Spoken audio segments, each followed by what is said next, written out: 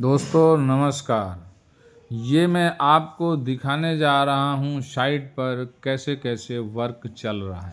तो दोस्तों सबसे पहले जब हम कहीं पड़ोस की दीवार पर या कहीं कॉलम या खुदाई करते हैं तो हमें हमेशा ध्यान रखना चाहिए कि एक एक कॉलम खोद करके कास्ट करना चाहिए, जिससे किसी प्रकार से पड़ोसी को कोई दिक्कत ना हो। जैसे आप देख सकते हैं कि यहाँ पर एक एक कॉलम खोद कर के जो है काम को तैयार किया जा रहा है। तो वीडियो अच्छी लगी हो तो वीडियो लाइक करें।